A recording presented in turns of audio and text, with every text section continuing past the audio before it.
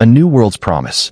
The summer of 1587 carried the settlers of Roanoke across an endless, glittering ocean toward the promise of a new life. Their wooden ships creaked under the weight of crates filled with tools, seeds, and dreams, all meant to carve out an English stronghold in the wild expanse of the New World. The salty wind was sharp in their lungs, and every wave seemed to bring them closer to fortune. When they first stepped onto the shores of Roanoke Island, the land looked like paradise. The sky was wide and unbroken, the forests thick with game, and the air heavy with the perfume of pine and salt. Governor John White spoke to them of fields that would feed generations and homes that would stand for centuries. It was easy to believe him. The Croatoan tribe greeted them with cautious smiles and wary eyes. Though trade began, the elders offered quiet warnings that turned the air colder. One, speaking through an interpreter, told White, "This place belongs to more than wind and trees. At night, you will hear it move." Their words were dismissed by most, until the third night. A small boy, barely old enough to speak clearly, wandered to the edge of the settlement at dusk. He returned pale, trembling, and unable to stop staring at the treeling. When his mother pressed him, he whispered only one thing. It was tall, no face, and it didn't blink. That night, the forest seemed closer. A governor's departure. The colony's supplies dwindled faster than John White had feared. The soil was stubborn, the summer hotter than the settlers had known in England, and the uneasy truce with the local tribes seemed to fray with each passing week. When sickness touched the camp, whispers began that the land itself resisted them, that the forest had been promised to something else. White knew the truth was simpler. They needed more food, more tools, and more men. Reluctantly, he gathered the people and announced that he must sail back to England for provisions. His voice was steady, but his eyes betrayed a reluctance he could not hide. The night before his departure, as mist rolled off the sound, a bent old Croatoan woman appeared at the edge of the firelight. Her face was carved with deep lines, her eyes black pools that reflected the flames. Through the interpreter, she spoke to White alone. "If you return too late, you will find nothing but echoes. The forest takes what it is owed." White tried to dismiss her warning, but her words lodged in his mind like a splinter.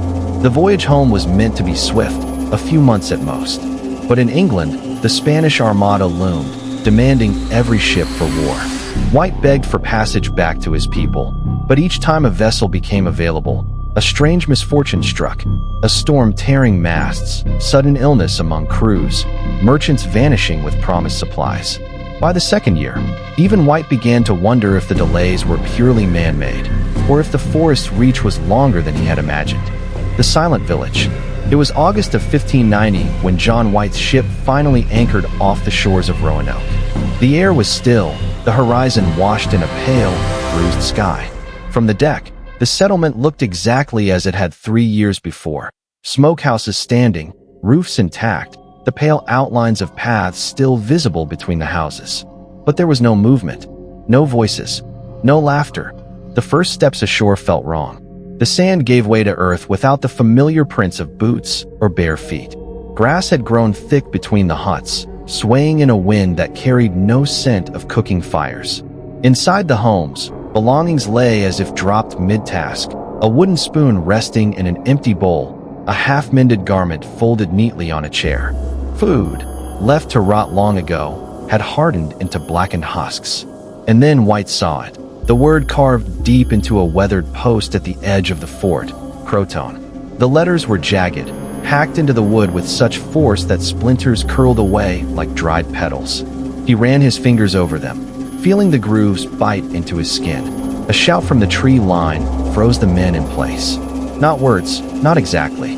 More like a rhythmic murmur, rising and falling like the sway of branches in a wind that wasn't there. White turned toward the sound, but the forest stood motionless, dark and watchful. The chanting stopped as abruptly as it began, leaving only the thud of his heart and the creak of timbers in the wind. The vanished footprints. Determined to find some sign of his people, White led a small party through the empty lanes of the settlement and down toward the shore. It was there, in the damp sand beyond the fort's walls, that one of the sailors knelt and called him over. A set of footprints, small, like those of a child, pressed deep into the earth. They were joined by larger ones, irregular in their spacing, as if the walkers had moved in silence, but not in haste. The trail wound toward the water, the prints becoming shallower with each step, until, without warning, they stopped. No turning back, no drag marks, just the last perfect impressions, ending at the lapping tide. White stood staring at the place where they vanished, the waves licking at the sand as though erasing the final trace on purpose. That night, the crew kept watch from the barricades. The sky was moonless, the dark pressing against the edges of the clearing. It was near midnight when a sailor's trembling voice broke the silence. Light in the trees. Through the pines, faint points of orange flared and dimmed, torches moving deep in the forest. They did not waver or scatter, but swayed in a strange, perfect rhythm, like lanterns carried by figures who walked in unison. No footsteps reached the watcher's ears, only the faint hiss of fire. One of the oldest sailors whispered a warning so soft White almost didn't hear. "We must leave. This place is claimed." Whispers in the dark. Word of the colony's fate spread slowly through neighboring tribes and coastal settlements. Fragments of rumor carried on the wind, half-remembered stories shared in hushed voices around campfires.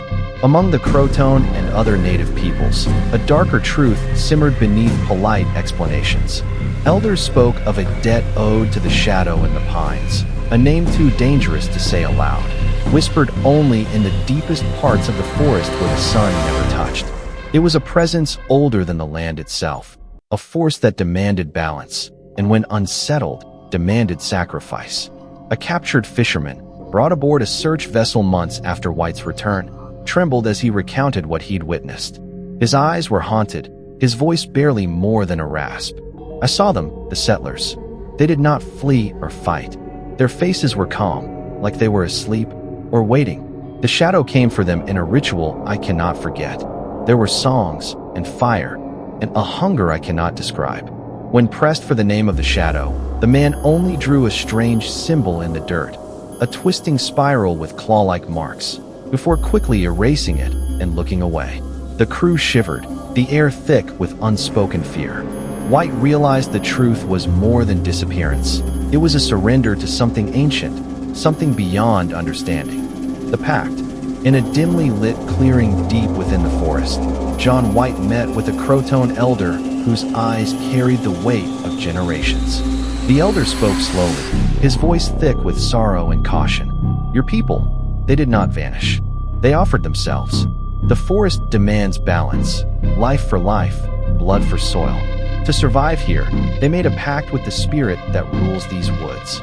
The elder's words painted a haunting picture.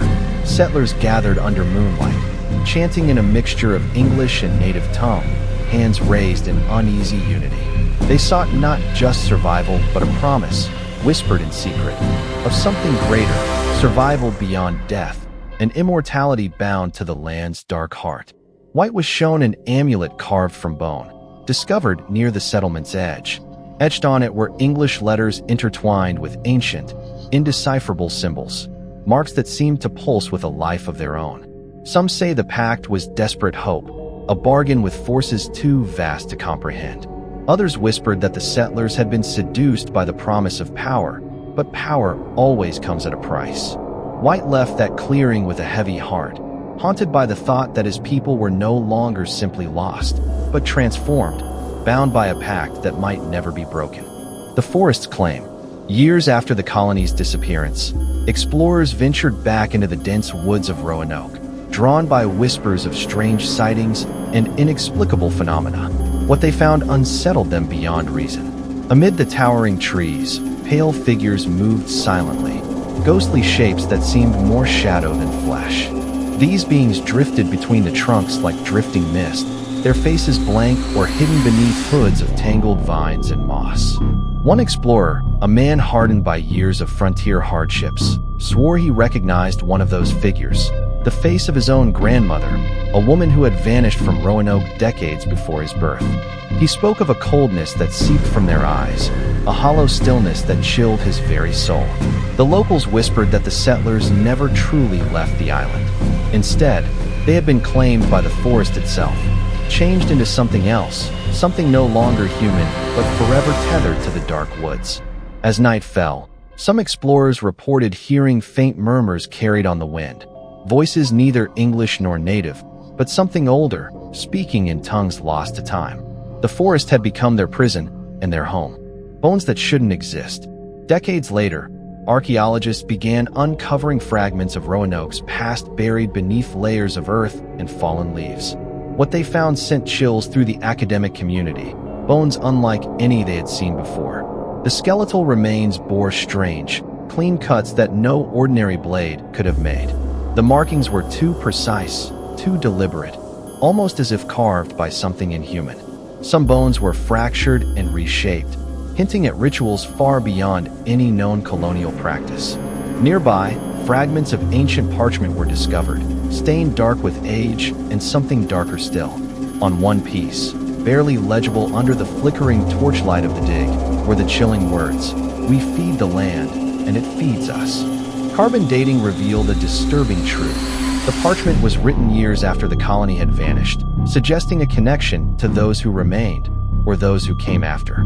Scientists debated fiercely, but the evidence blurred the line between history and something else entirely. What had become of the settlers? Had they been consumed by the forest, or had they become part of it in a way no one could yet explain? The hunger returns.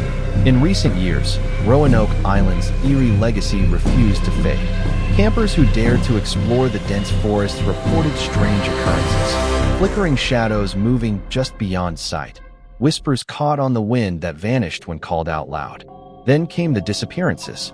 Several hikers vanished without a trace, leaving behind only discarded belongings and unsettling signs. Fresh carvings of the word Croatoan gouged deeply into tree bark, the letters jagged and raw as if marked by clawed hands. Search teams scoured the forest, but the terrain seemed to resist their efforts. Wildlife cameras set up to monitor the area captured fleeting, distorted images, elongated limbs slipping between the trees, faces obscured by darkness, eyes reflecting an unnatural glow. Local authorities declared the region unsafe, citing extreme environmental hazards.